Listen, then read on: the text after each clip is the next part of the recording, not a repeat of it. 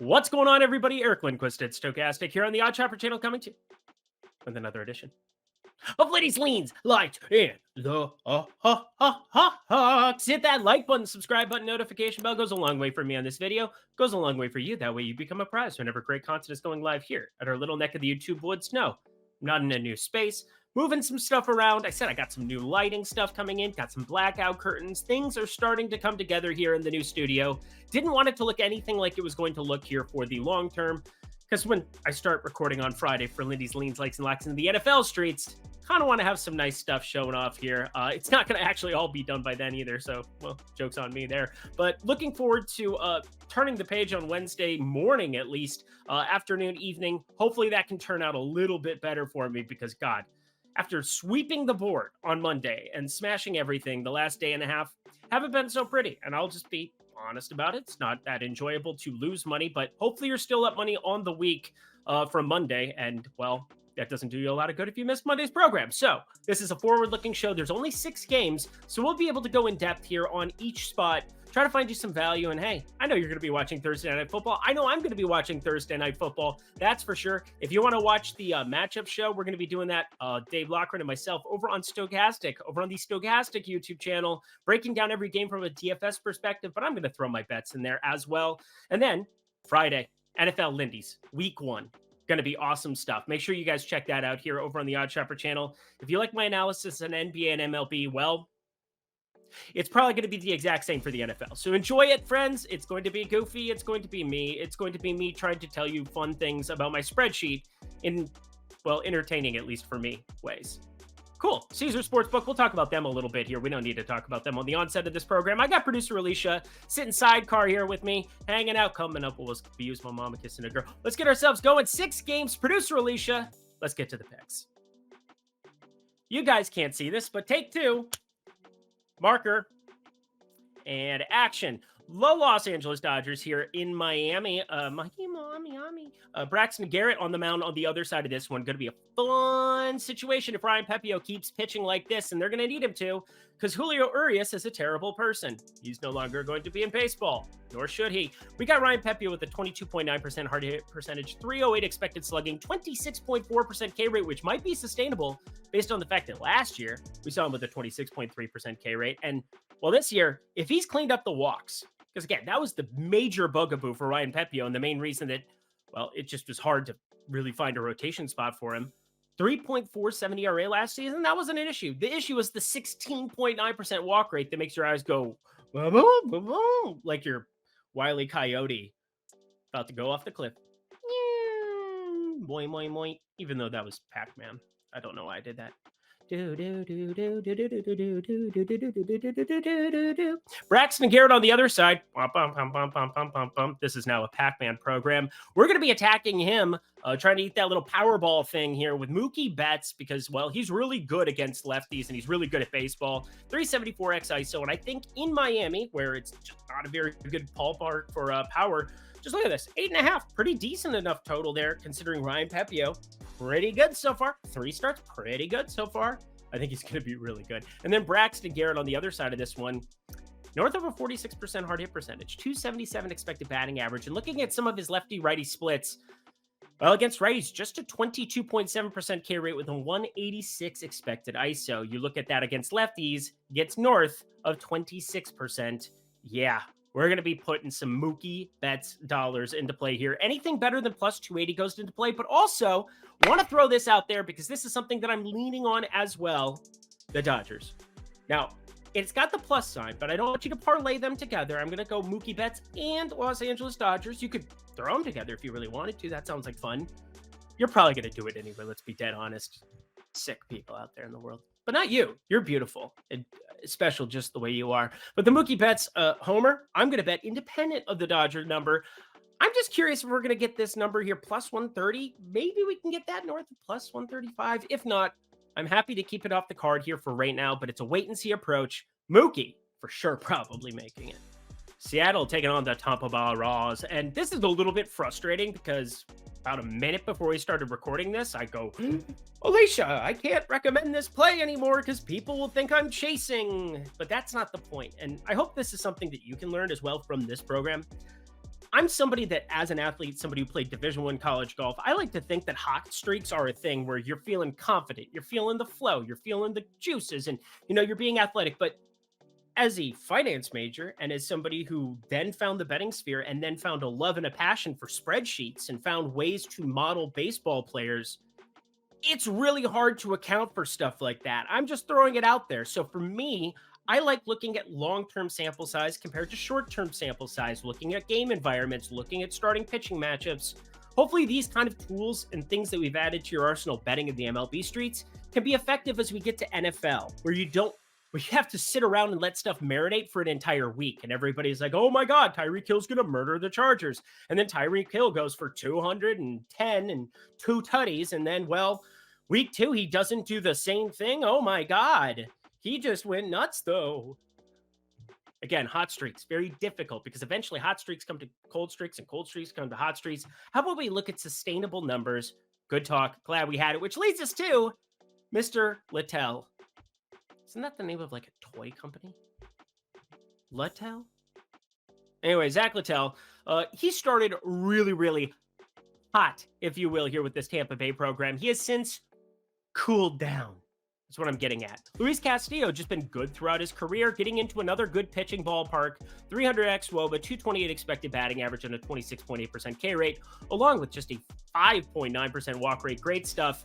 The difficult part is the 9.9% barrel percentage, and then a very difficult matchup going up against Tampa Bay, even though it looks a little bit easier than it used to. And you know why? Yet another terrible person. Him, Julio Urias, first 2 games. Just never see the planet again. That'd be great. Thank you.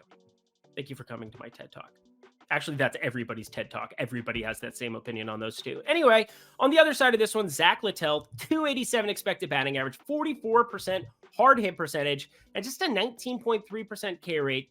That doesn't look as enjoyable as what it did once upon a time at the beginning of this season. And you go through some of these game logs here recently, and there's no doubt it's just been much more difficult, tough sledding for him. He's given up now 4 earned in 3 consecutive games, that being against Colorado at home, against the Yankees at home, and against the Guardians, who, they don't strike out a lot, but not a whole lot of lefty power there. That was in Cleveland there for that one. So a pretty tough stretch of baseball here for Zach Littell, but I think he's just kind of regressed to the mean. He's a below average pitcher who came out of the gate, maybe found some new deception.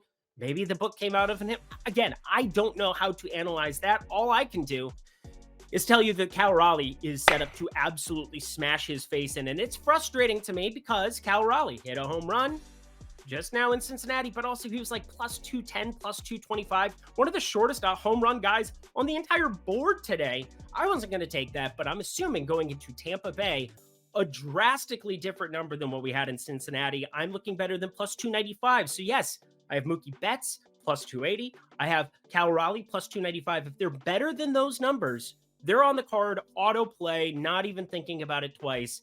But again, just a 7 total.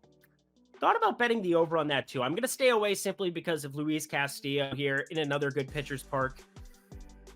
But Cal Raleigh's going to go yards, so that's cool. To the game, I really don't want to talk about it. Don't make me talk about it, Mom. I want to go play with friends. I want to go play basketball on the street. Or what else did I do in South Dakota? No, I pretty much only played basketball on the street. Eduardo Rodriguez taking on the New York Yankees here. And weird to think that he's the way better of 2 pitchers, southpaws, in this game, considering the other one's Carlos Rodon. But friends, it has been a tough, difficult sledding for Mr. Carlos Rodon over the course of this season. Let's start with him because, well, a 346 xWOBA, 458 expected slugging, and 20% K rate with an 11.4% walk rate. This is not the Carlos Rodon of old. Not San Francisco, even though he wasn't as good as the White Sox version, which was just nuclear. That was an enjoyable experience, but gotta say, Eduardo Rodriguez has kind of been that dude this season, and with any other lineup in any other spot, I think I'd be jamming this one. 299 xWOBA, 36.9% hard hit percentage, and a 382 expected slugging with a 24.4% K rate. Those numbers look like they should be attached to Rodon. Rodon looks like they should be attached to Rodriguez. Finkel is Einhorn. Einhorn is Finkel. Places were in. Detroit money line. I really don't want to be backing this baseball team though here in this spot. Do you? Plus 145. It was at least intriguing, and my sheet says this is close to a play. Something tells me the public bets the Yankees without looking at this, and I do expect positive regression for Rodon. Eduardo Rodriguez, when healthy, has just been awesome this entire season, and yeah, it's an interesting spot. I feel like I should have more interest in Detroit than I do, but just going to lean. If you want to take that plunge, have at, friends. Don't blame you in the slightest. I will blame you if you don't check out Caesars, though, because this is just dollars going in your pocket in the form of bonus bets. Here's how it works. You sign up at the link below here at Caesars Sportsbook. Now, I know you have your DraftKings, your FanDuels, your BetMGMs, everything else. You should be signed up at every book so you can shop for the best lines. That is especially important as we get into the NFL, and I'm going to talk about that here on this program. Yes, that is correct. You're going to get an NFL play for me to round out the day, mainly because who wants to talk about the Los Angeles Angels? I sure do not. Ooh. Shohei's cool, though. Bet $50, though, at that link below at Caesars Sportsbook if you haven't signed up yet, and get yourself $250 in bonus bets in the form of $50 bonus bets, one that hits your account immediately, and 4 that will hit your account every single Monday for the next 4 weeks. Boom, boom, boom, boom. That's 4. That is $250 in bonus bets. So again, if you're just taking minus 110, if you're just playing a standard play, you would have to lose 6 straight in a row. Maybe don't listen to me. I don't know. Listen to me from Monday. Monday's version of Eric is very, very sharp. This is the sleep and NFL focused Eric on Tuesday, Wednesday, and he sucks. So anyway, but you can go for 6 in a row. It'd be hard for me to miss 6 bets in a row when it comes to just a blind minus 110 flip of a coin. So if you just fire that up over at Caesars Sportsbook, it's very likely that you're going to get close to doubling your money, if not making 2, 3, 4x your money if you run relatively neutral on just coin flips. And then you get the analysis of this, myself, Ben Raza, Eitan Shander, Dave Lochran here, Lofty. So many great analysts here on the Odd Shopper channel that can help you make money and make those bonus bets go far. So take advantage of it at the link below. Sign up, bet $50 on anything. Get yourself 5 $50 bonus bets at Caesars Sportsbook today. It's only if you're 21 and over, and if you have a gambling problem, please call 1-800-GAMBLER. Alrighty, y'all, halfway point. Let's get back to the picks. Bum, bum. Ba-dum, bum, ba-dum, ba-dum, ba-dum. Thank you for attending Adam Wainwright's funeral today. He's a good man. I hope he enjoys his time with the Angels. In the arms of the angels. See, I just ruined it. Actually, Adam Wainwright's kind of ruined it because this is just like jam spot. This is the most obvious jam spot I've probably seen on the board all season long. I have a unit and a half on it right off the bat. Adam Wainwright going up against Max Fried. We are going to fire this one up. Producer Alicia, it's not like this is any kind of like, obviously this is what's coming down the pipeline, but remove it. Take it off the screen. We're going to talk through it. Adam Wainwright, Max Fried. Here's how it goes, friends. Adam Wainwright is bad. Max Fried is very good. Adam Wainwright used to be very good. Max Fried used to struggle at times. Switching bodies, even though one's right-handed, one's left-handed, that would actually be difficult. Adam Wainwright, 569 expected slugging, 11.3% barrel percentage, 408 xWOBA, and yes, friends, I get it. It looks like, I mean, I haven't been on the Braves the last 2 days. Thank God. I've been on some other terrible shit, but just saying. The Atlanta Braves have been basically spotting St. Louis 4 runs the past 2 games now. That's got to be pretty frustrating. I know a lot of you are probably saying, I bet the Braves the last 2 days, Eric. I'm done with it. I'm over it. This is Adam Wainwright. And yes, he's pitched quote unquote better of late, but the velocity's not up. The sinker's not sinking. The cutter's not cutting. The curve is not curving. What do you want from me? What do you want from me? I'm just saying, Adam Wainwright against Max Fried is the mismatch of the entire season. Do you know the expected ERA for Adam Wainwright on the year? Actually, I'll just tell you because it's kind of my job. A 7.60 expected ERA. You know what happens to pitchers like that when they've been that bad? They get DFA'd, designated for assignment, or they get sent back to AAA, or they get cut. You are the weakest link. Goodbye. Do people watch that anymore? Like a 15-year-old reference. I think Jane Lynch actually was doing that the other day. Anyway, St. Louis Cardinals Yeah, the lineup. That's always going to be the question, the lineup. But this is the best pitcher, I believe, when healthy in this Atlanta rotation in terms of preventing run creation. Spencer Strider has the best stuff. Nobody is going to argue that Spencer Strider doesn't have the best stuff. He will go out. He will mow down everybody. He will make them. Jordan Alvarez just went yard. Yes, Daddy is here. I am back. I am so back. Can we get that over for Houston and Texas? That would be awesome. And I hit the home run prop, half unit, Jordan Alvarez in the premium Discord. No big deal. You can sign up for that below too if you want to. But Max Fried, friends, is awesome in terms of preventing run creation. And so far, since he got back off the IL, lovely stuff that we've seen from him across the board. One of the lowest hard hit percentages in all of baseball at 31.1%. He couples that with a 61.1% ground ball percentage and just an 18% fly ball rate with only a 4.2% barrel percentage, a 250 xWOBA, a 306 expected slugging, a 25.8% K rate, just a 5.3% walk rate. And Travis d'Arnaud, Sean Murphy, they have arms. They're back there playing good defense for the Atlanta Braves. Again, you have Austin Riley playing hot corner. You have Acuna at center. What could be better than do you like my sweater? Don't wear a sweater in Atlanta. It's going to be hot and humid. It's a terrible idea. Could you imagine wool at a wedding? Something like that. Happened to me the other weekend in Arizona. It was a bad situation. Don't do it. Pack the right suit. Pack the right suit. Also, bet this play. Bet this play. It showed up earlier. I don't give a shit. Producer relation, fire it up. Atlanta -1.5. I love it. I love it. I love it. That was fun. That was fun. Don't you think, everybody? I had fun. We had a lot of fun. 2 games to go. Wild to think I'm just stalling for time. What do you guys want to talk about? Oh, I want to talk NFL. We're going to talk about it next. But first, the Arizona Diamondbacks going up against the Chicago Cubs, and there's no total. I'm pretty mad at this total. I ended up firing a unit on this total yesterday. That being today for me, but Wednesday. Thanks for coming, San Francisco. Drive home safely. Have a great day. 2 runs in 15-mile-an-hour wind blowing straight out in Wrigley Field that makes it play like a Little League park. Cubs put up 8. They did what they were supposed to do. You put up 2. Doesn't help when the 10.5 total doesn't hit. It's like Lee Trevino and Happy Gilmore. Grizzly Adams did have a beard. I actually shaved my beard. Thanks for noticing. But on the other side of this one, I'm not sure what we're going to run into from the Arizona side. I did a couple of projections, ran a couple of things in my model.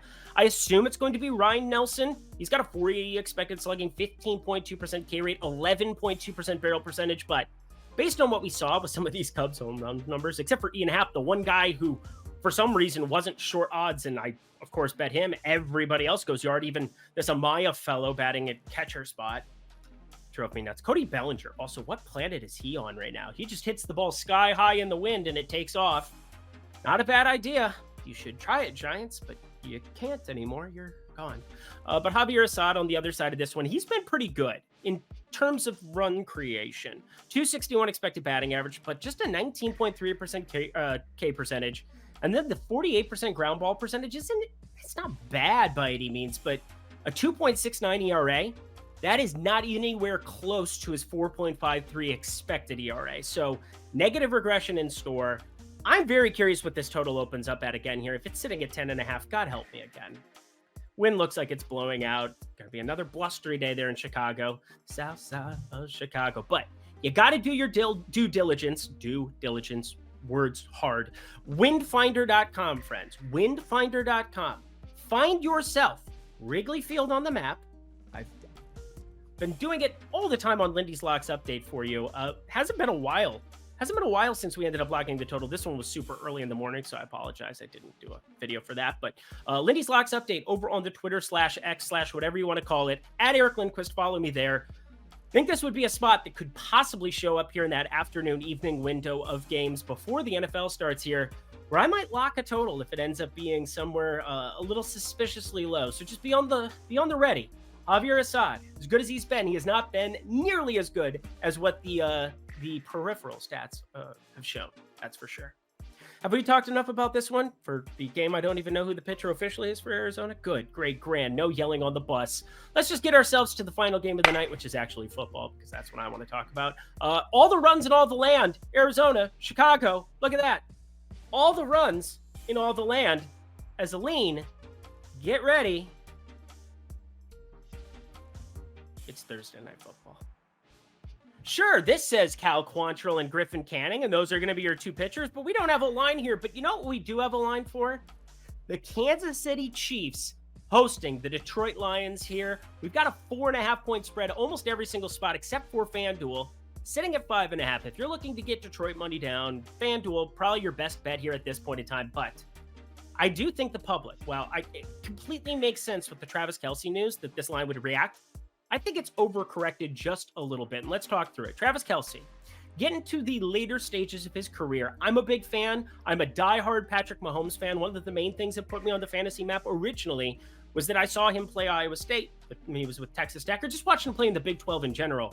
And I thought he was an amazing arm talent that if he got in the right system, he would be set. And as soon as he sat behind Alex Smith, tweeted out, hey, I think Patrick Mahomes could end up being the greatest quarterback of all time if he stays healthy. Now, it was a little bit in jest, but also I thought he was going to be really good, and he's just taken that to a far, far higher and far greater places than I ever envisioned for him. But he is the most important position on the field, and while Travis Kelce, his absence will definitely not make the heart grow fonder in Kansas City, you're still in KC, one of the best home environments, and Detroit.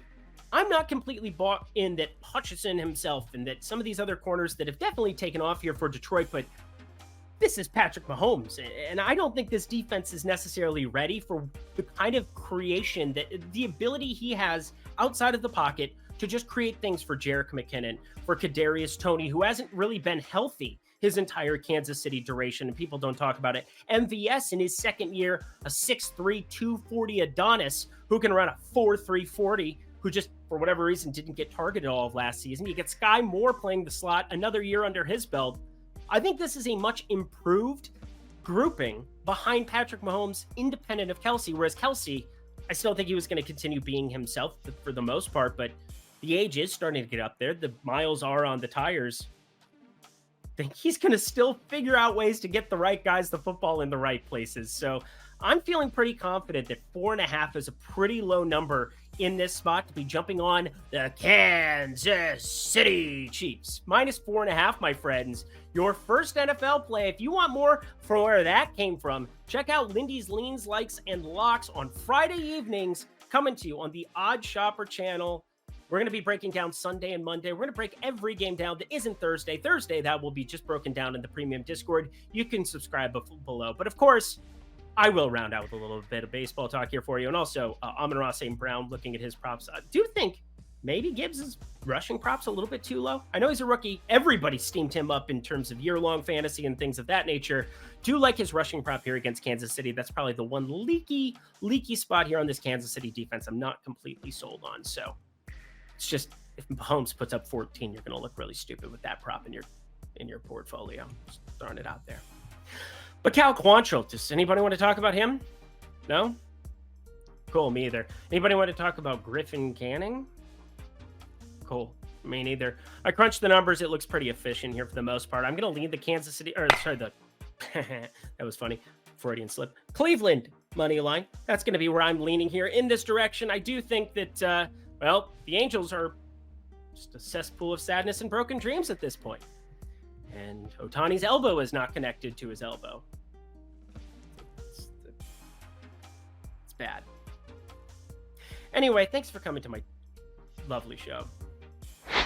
And that does it for another edition of Lindy's Leans, Likes, and Locks. You know what to do. Go to that comment section below. Let me know your favorite plays on Thursday's board. We're going to put Wednesday in the past. Hopefully, this Houston-Texas game can just continue taking off. That would make me so happy. Oh, it would make me so happy. Let's go, friends. It's going to be a fun night here in the premium Discord. You can sign up for that below as well. It's always lively. We get some characters in there from time to time. Just shooting the shit, having some good banter. Nice tight bum. Oh, sorry, that's my Love Island talk. That's a different talk.